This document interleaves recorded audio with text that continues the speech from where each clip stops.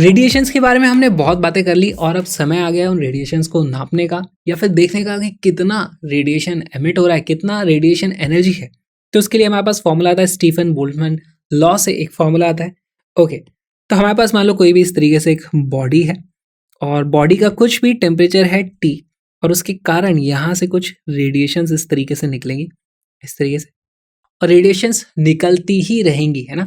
तो उसको बोला जाएगा रेडिएंट एनर्जी या फिर रेडिएंट हीट की पावर है, वो रेडिएंट एनर्जी पर सेकंड कुछ निकल रही है, उसको हम लिखेंगे dQ/dt। इतनी एनर्जी निकलने की रेट, ये वॉट में आनी चाहिए हमारी वैल्यू, क्योंकि ये रेडिएशन वाली है तो इसके आगे मैं QR लगा दूंगा और इसी को मैं बोल दूंगा this is radiant heat power. ये जो रेडिएंट हीट पावर ये किसके प्रोपोर्शनल होगी? सबसे पहली चीज हमने देखा था जो जितने अच्छे एब्जॉर्बर होते हैं वो उतने अच्छे एमिटर भी होते हैं, तो ये ए के प्रोपोर्शनल होने वाली है। दूसरी चीज, जितना ज्यादा इसका एरिया होगा उतना ही ज्यादा हमारे पास रेडिएशंस निकलेंगे, तो कैपिटल ए के भी ये प्रोपोर्शनल होगी। और फिर साथ में इसका जो टेम्परेचर है, ज्यादा टेम्परेचर होगा तो ज्यादा रेडिएंट हीट पावर होगी, तो टेम्परेचर के भी प्रोपोर्शनल होनी चाहिए, लेकिन टेम्परेचर की पावर 4 के प्रोपोर्शनल होती है। ये एक्सपेरिमेंट से पता लगा है, इसके जो भी डेरिवेशन है वो हमारे स्कोप से बाहर है। तो इन तीन चीज़ों के प्रोपोर्शनल होता है और एक प्रोपोर्शनैलिटी कांस्टेंट लगा दो तो हमारे पास फॉर्मूला आ जाता है। फॉर्मूला आ जाता है sigma E A T raise to the power 4। ये ई क्या है? एमिसिविटी।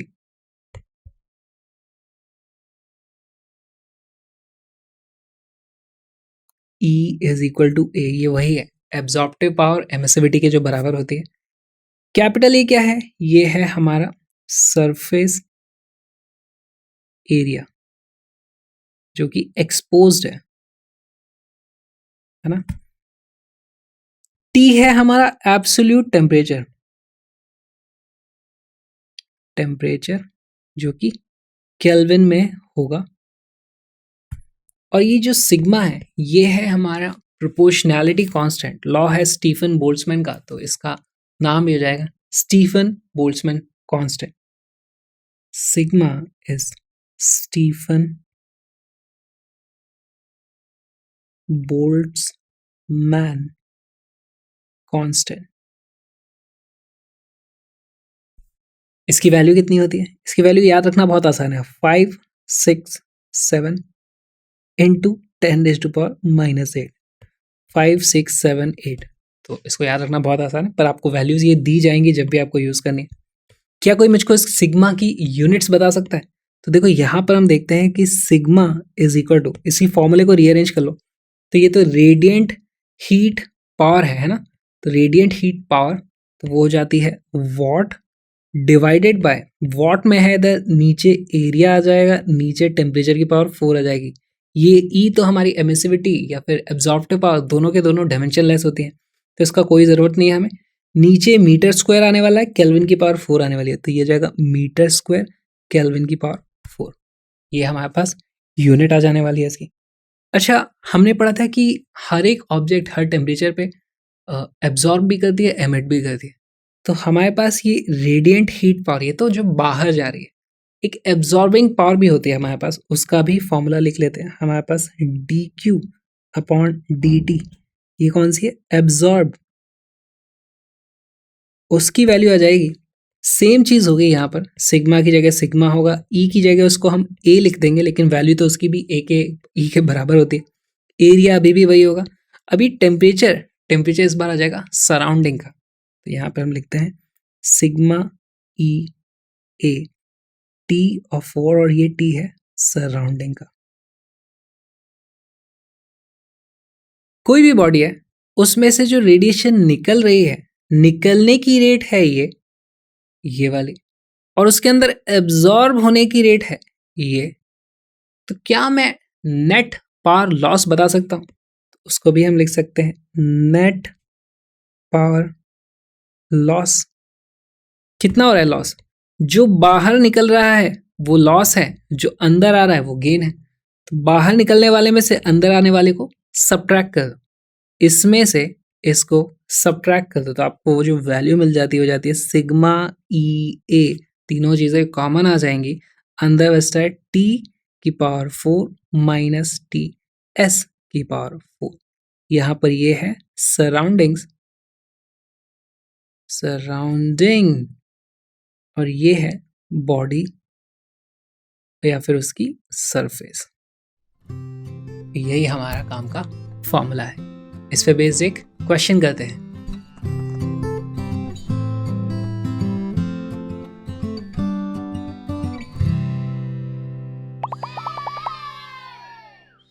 हमारे पास रेडियंट हीट पावर का जो फॉर्मूला वो है D Q upon D T, radiation वाली, उसकी वैल्यू है सिग्मा ई ए टी की पावर 4। अब देखो इसमें किस तरीके के सवाल बन सकते हैं। सिग्मा एक यूनिवर्सल कांस्टेंट है, नहीं चेंज होगा। ई की वैल्यू भी यूजुअली एक मटेरियल के लिए सेम ही रहती है ना। एरिया ज़रूर हम चेंज कर सकते हैं, जैसे मेरे को बोला जाए कि एक स्फीयर है, उससे डबल रेडियस का अगर मेरे पास स्फीयर हो जाएगा तो हमारा एरिया कितना हो जाता है, 4 टाइम्स, राइट। और टेम्परेचर के साथ भी आप छेड़खानी कर सकते हो कि मैंने मान लो उसका टेम्परेचर डबल कर दिया या टेम्परेचर हाफ कर दिया, तो मुझे बताना होता है कि हमारी ये जो रेडियंट हीट पावर है उसमें कितना अंतर आ रहा है। तो इस तरह के बहुत सारे क्वेश्चन होते हैं, जैसे कि एक प्रीवियस ईयर क्वेश्चन है, A spherical black body with radius of 12 centimeter radiates 450 watt power at 500 Kelvin। तो हमें रेडियस दिया है, यानी कि हमें एरिया दिया है, टेम्परेचर दिया हुआ है। If the radius were half, तो रेडियस को देखो हमने हाफ कर दिया तो एरिया 1/4 हो जाएगा, and temperature double, temperature 2 times हो जाएगा। The power radiate in what would be. तो वीडियो को पॉज करो, क्वेश्चन को सॉल्व करो।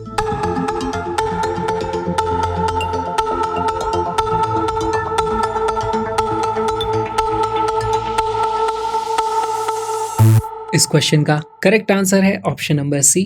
कैसे आया देख लेते हैं। देखो हमारे पास जो पावर है, power is proportional to area into temperature की पावर 4, या फिर मैं लिख सकता हूँ power is proportional to area. क्या होता है हमारे पास 4 पाई आर स्क्वायर होता है किसी भी स्फीयर के लिए, तो power is proportional to R square T की पावर 4। मुझे पता करना है P2 upon P1 is equal to, उसकी वैल्यू हो जाएगी R2 की पावर 2 इंटू T2 की पावर 4 अपॉन R1 की पावर 2 इंटू T1 की पावर 4। यहाँ पर हमने देखा कि R1 अपॉन R2 क्या रेडियस को कर दिया है हाफ, तो ये हो जाएगा 0.5 का स्क्वायर, और टेम्परेचर को कर दिया है डबल, तो वो हो जाएगा 2 की पावर 4, यानी कि इफेक्टिवली बच जाता है हमारे पास 4। तो यहाँ से हमें पता चलता है P2 is equal to 4 times P1। P1 की वैल्यू कितनी थी 450, तो यहाँ से आ जाता है is equal to 4 into 450 which is equal to 1800 watt। Option number C is the correct answer. इस तरीके के बहुत सारे क्वेश्चंस बनाए जा सकते हैं।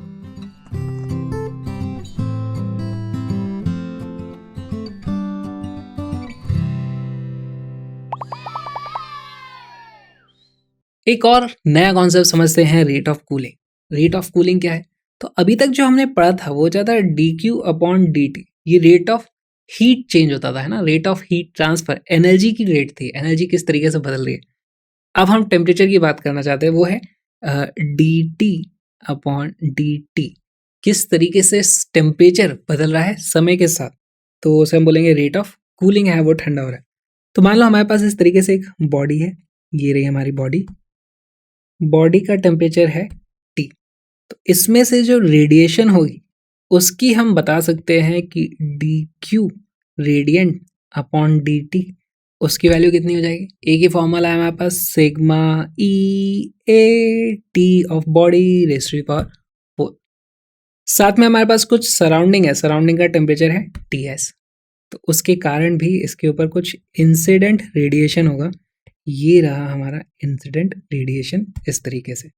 इस केस में यहाँ पर जो एब्जॉर्ब होने की जो रेट है, तो एब्जॉर्प्टिव हमारे पास जो एब्जॉर्प्शन हो रहा है उसकी रेट है वो क्या हो जाएगी, D Q absorb divided by D T, वो हो जाएगा sigma E A T of surrounding की पावर 4। क्या मैं यहाँ पर लिख सकता हूँ कि टोटल लॉस कितना हो रहा है पावर की टर्म्स में, तो हमारे पास जो बाहर निकली वो लॉस है, जो ये आ रही थी वो गेन है, तो टोटल लॉस है ना D Q upon D T net, उसको मैं बोल दूंगा, उसकी वैल्यू हो जाएगी sigma E A T raise to power 4 minus sigma E A T surrounding की पावर 4, और इसको आप देखोगे तो ये वैल्यू कितनी आ जाती है, इसी वैल्यू को मैं लिख दूंगा sigma E A T raise to the power 4 minus T S raise to the power 4। अब एक छोटा सा टाइम इंटरवल कंसिडर करो हमारे पास, for D T time interval heat lost is equal to M S D T, है ना। छोटा सा जो एनर्जी का लॉस हुआ इसके कारण छोटा सा टेम्परेचर में चेंज हो जाएगा। हीट लॉस कितनी हुई हमारे पास, जो पावर थी, पावर मल्टीप्लाइड बाई छोटा सा टाइम इंटरवल डी टी, तो हमारे पास यहाँ से आ जाता है sigma E A T raise to power 4 minus T S raise to power 4 into D T will be equal to M S D T. क्या यहाँ पर सारी की सारी चीज़ें सही है? यहाँ पर एक छोटी सी चीज़ छूट गई है, क्या आपने नोटिस करी? वो देखो, हीट लॉस्ट है हमारे पास, ये लॉस हुआ है तो टेम्परेचर भी कम होगा, तो ये डी टी एक्चुअली नेगेटिव होना चाहिए, राइट। तो यहाँ पर हमें एक माइनस ऐड करना पड़ेगा यहाँ से। और अब मुझे रेट ऑफ कूलिंग चाहिए, टेम्परेचर में चेंज होने की जो रेट है D T upon D T चाहिए, तो यहाँ से मैं लिख सकता हूँ D T upon D T, जो हमारी रेट ऑफ कूलिंग आ जाएगी वो आ जाती है minus sigma E A upon M S T raise to power 4 minus T S raise to power 4। ये हमारी एक इक्वेशन आ जाती है। और अगर आपको कोई भी ऑब्जेक्ट दी जाए और उसका टेम्परेचर दिया जाए तो यहाँ पे आप इंटीग्रेट करके वैल्यूज निकाल सकते हो।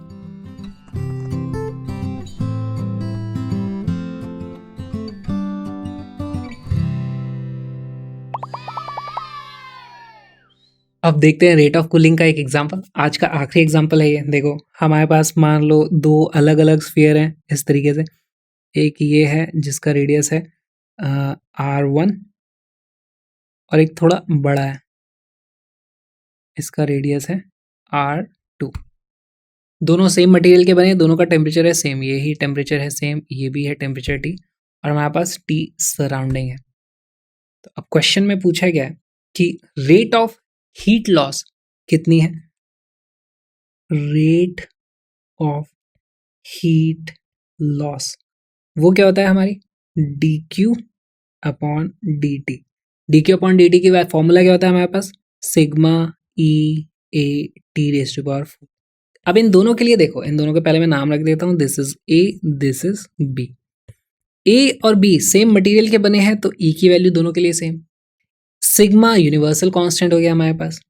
टी रेज टू पावर 4 बता दिया है, दोनों का टेम्परेचर सेम है, तो हमारे पास पता चलता है कि इसका एरिया कम होगा, इसका एरिया ज़्यादा होगा। तो यहाँ पर हम लिख सकते हैं power of A is less than power of B. Okay, तो हमारे पास आ गया रेट ऑफ हीट लॉस बड़े स्फीयर की ज़्यादा है। अब आता है असली क्वेश्चन जो है हमारा ट्रिकी, है ना, rate of cooling. Rate of cooling मतलब इन दोनों को अगर मैं यहाँ पे छोड़ दूं और बोलूं कि temperature is more than temperature of surrounding, लिख देते हैं T is more than T S, तो ये दोनों इवेंचुअली ठंडे होने लगेंगे। कौन जल्दी ठंडा होगा, या दोनों सेम रेट से ठंडे होंगे, तो ये आपको पता करना है। इसको कैसे पता कर सकते हो, देखो हमारे पास जो रेट ऑफ कूलिंग आ जाएगी, जो पावर लॉस है D Q upon D T, उसकी वैल्यू हो जाती है sigma E A T raise to power 4 minus T S raise to power 4। ये तो हमारी एनर्जी का लॉस हो रहा है, this will be equal to minus M S D T upon D T, right. अब हमें करना है क्या है, हमें पता करना है रेट ऑफ कूलिंग। तो rate of cooling which is equal to D T upon D T, वो किसकी ज़्यादा हो जाएगी, देखो यहाँ से आ जाता है सिग्मा ई ए, माइनस आ जाएगा यहाँ पर, divided by M S into T raise to power 4 minus T S raise to power 4। अब ये जो फॉर्मूला है मुझे दोनों के लिए अप्लाई करने पे अलग अलग रेट ऑफ कूलिंग मिल सकती हैं। कैसे मिलेंगी, मैं स्फीयर ए के लिए बात करूं या बी के लिए बात करूं। अगर मैं ए और बी के लिए कंपैरिजन करने पे आऊं तो देखो सिग्मा दोनों के केस में सेम आएगा, ई दोनों के केस में सेम आएगा, मास दोनों के लिए अलग हो सकता है, सेम मटेरियल के बने तो स्पेसिफिक हीट कैपेसिटी भी दोनों के लिए बराबर आएगी, और ये जो टेम्परेचर इनिशियली दिए हुए हैं ये भी दोनों के लिए बराबर है। तो हमारी जो रेट ऑफ कूलिंग है वो डिपेंड कर रही है एरिया और मास पर। एरिया हमें पता है आर स्क्वायर के प्रोपोर्शनल होता है, और मास हमें पता है volume into density, volume R cube के प्रोपोर्शनल होते हैं। तो यहाँ से हमें क्या पता चल जाता है कि rate of change of temperature is proportional to 1/r। यहाँ से हम लिख सकते हैं dt/dt is proportional to 1/r for solid sphere। इसका मतलब हमें क्या पता चलता है, जिसका रेडियस बड़ा होगा वो धीरे धीरे ठंडा होगा। B का रेडियस बड़ा है, B धीरे ठंडा होगा, A जल्दी ठंडा हो जाएगा। तो हम लिख सकते हैं smaller sphere will cool faster. तो बहुत ही इंपॉर्टेंट हमारे पास यहाँ पर रिजल्ट आ जाता है। आपके लिए क्वेश्चन जिसका आंसर आपको कमेंट्स में करके बताना है। हमारे पास दो इस तरीके से स्फीयर है, एक स्फीयर ऐसा है, दूसरे का आउटर रेडियस बड़ा है लेकिन इनर रेडियस वो अंदर से हॉलो है। हॉलो किस तरीके से बनाया मैंने, इस तरीके से हॉलो बनाया गया है कि दोनों का आपकी बार मास भी सेम हो जाए। इसका मास सेम है, इसका मास भी उतना ही है। इस केस में कौन सा वाला जल्दी ठंडा होगा आपको कमेंट करके बताना है, स्फीयर ए या स्फीयर बी। देखते हैं कैसे, कौन सी इक्वेशन यूज होगी, ये वाली इक्वेशन यूज होगी। तो वीडियो को पॉज करो, सॉल्व करो और फिर कमेंट कर देना। आज का वीडियो यहीं खत्म।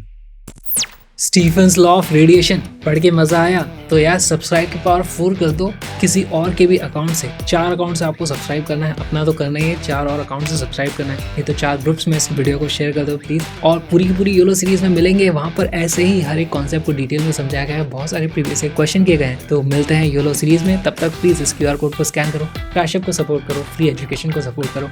हम मिलेंगे योलो सीरीज में।